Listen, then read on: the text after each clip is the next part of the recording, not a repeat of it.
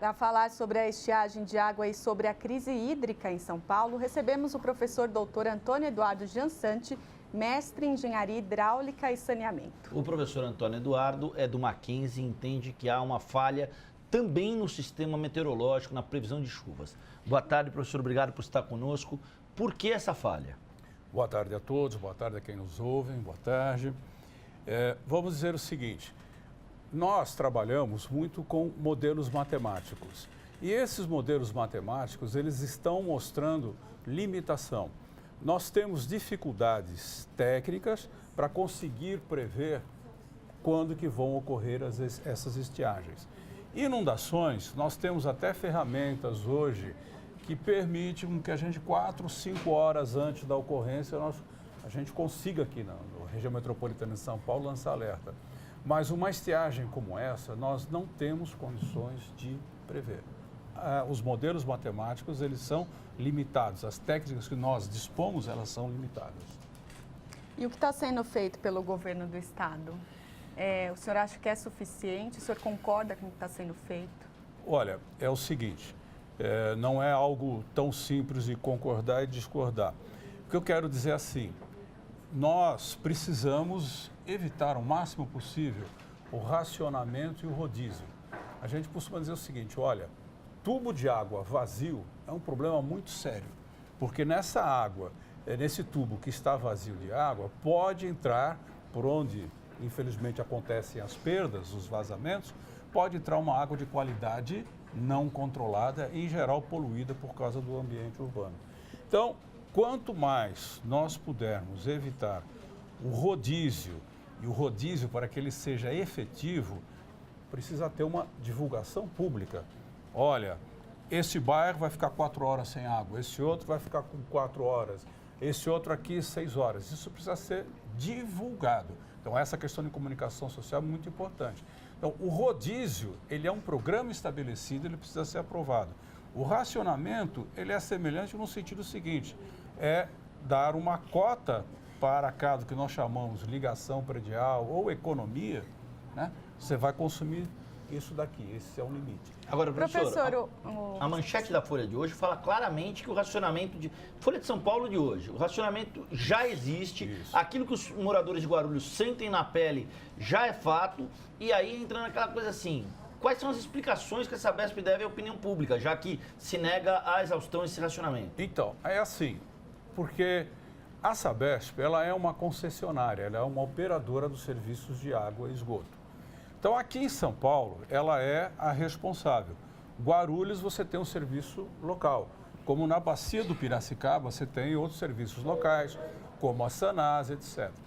Posso lhe afirmar, com certeza, que nós que somos profissionais da área, que nenhum serviço de água e esgoto gostaria de fazer o rodízio. Então, vamos dizer o seguinte, a Sabesp, eu acredito que ela seja um patrimônio de nós paulistas, é uma das grandes empresas. Então, o que tem que ser feito? Nesses outros municípios, eu vejo que tem que ser aumentada a cooperação.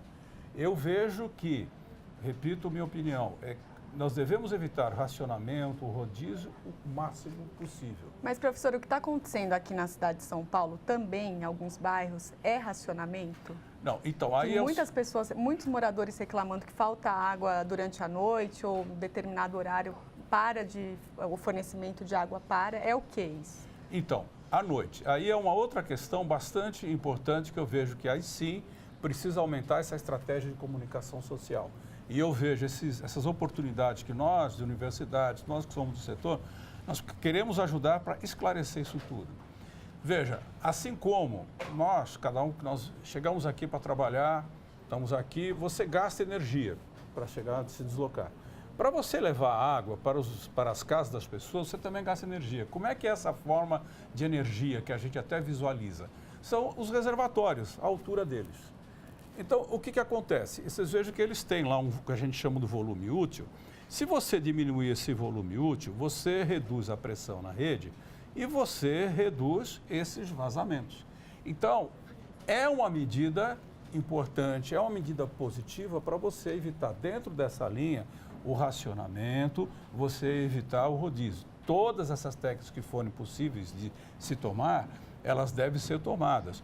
mas ter como um horizonte e se preparar para isso, que se continuar essa ausência de chuva, nós dependemos sim da chuva, como o sistema hidrelétrico também depende. O senhor é um técnico no assunto, o senhor tem doutorado pela Poli na questão de recursos, de engenharia de recursos hídricos, hidráulica e saneamento. Para quem está girando a torneira agora e não está descendo água, o que é que o senhor fala, qual é a explicação que o senhor dá à luz daquilo que poderia ter sido feito e não foi? Olha, veja o seguinte, o planejamento, ele consegue abarcar tudo, ele consegue abarcar muitas coisas, mas não tudo. Nós precisamos trabalhar no sentido de segurança hídrica, para que essas pessoas corram cada vez um risco menor de ficar com essa questão de falta de água nas torneiras. Por exemplo, os novos mananciais de São Paulo, o sistema São Lourenço, que é um sistema já pensado, já desde 20 anos que se já vem pensando nesses sistemas, é a proteção dos mananciais, é a presença de vegetação. Então, é uma composição de medidas que nós precisamos ter para o quê?